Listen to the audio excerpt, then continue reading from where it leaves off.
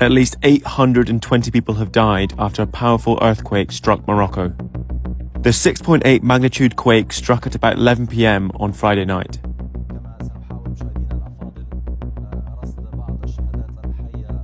Buildings in the historic city of Marrakesh, more than 40 miles away from the epicenter, collapsed, and people slept in the streets for safety. The death toll is expected to rise as rescuers reach rural areas closer to the center of the quake.